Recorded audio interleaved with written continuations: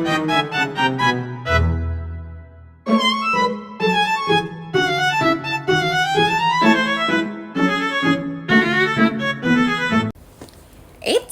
jangan salah persepsi. Logika itu penting banget loh.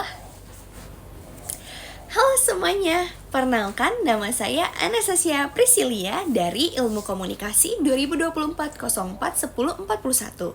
Kali ini aku mau sharing tentang logika nih yang ternyata sering banget kepake di kehidupan sehari-hari. Jadi, di mata kuliah dasar logika matematika, kita tuh belajar banyak banget hal seperti problem solving, kesalahan logika, sampai cara berpikir menggunakan data. Nah, aku mau kasih contoh nih. Contohnya itu real ya teman-teman menurut aku. Dan ini menarik banget karena sempat dibahas di pertemuan sebelumnya dengan kelompok aku. Nah, yang pertama itu tuh ada kasus Chromebook. Dan ini tuh kasus problem solving. Pernah denger gak ya kira-kira teman-teman kasus Chromebook dari Kemedikbud? Waktu itu pemerintah itu membeli laptop seharga 1 juta itu per unit. Padahal itu tuh cuma Chromebook biasa yang harga pasarannya mungkin bisa di 3-4 jutaan aja. Nah, logikanya langsung nih ya, kita tuh pasti langsung muncul, kita langsung ada di pikiran kita. Kok bisa mahal banget ya? Padahal speknya standar. Apa sebelumnya udah dicek dulu kah di harga pasar? Atau jangan-jangan ini tuh nggak diuji coba dulu ya sebelumnya?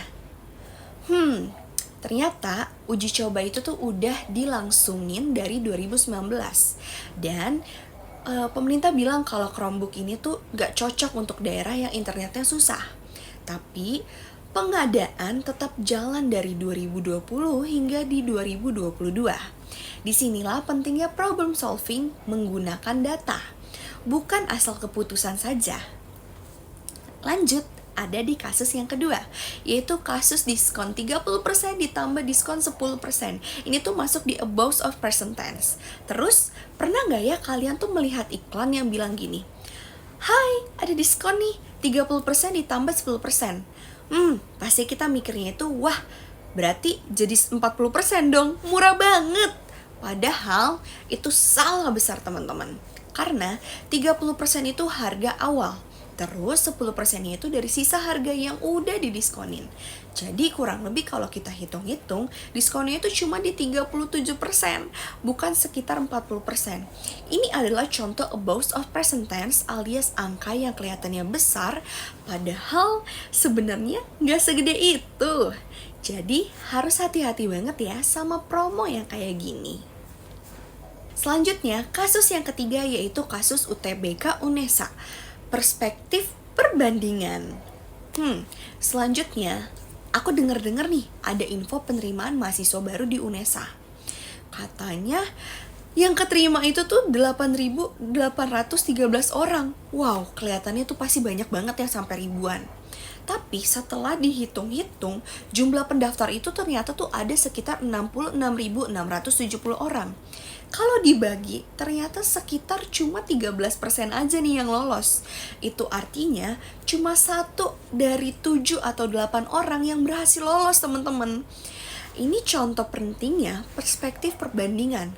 Jangan langsung percaya kalau angka besar itu tuh sebelum kita bandingin sama totalnya.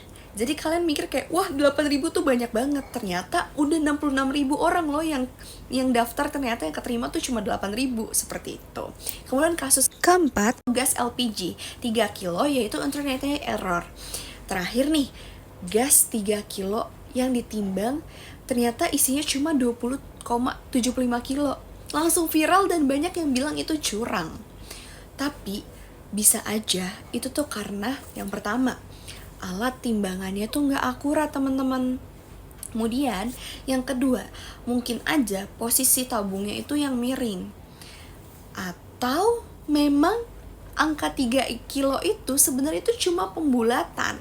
Jadi ada yang namanya random error dan systematic error. Kita itu harus ngerti dulu sebelum nuduh, teman-teman. Ini tuh contoh dari dealing with uncertainty atau ketidakpastian dalam pengukuran seperti itu.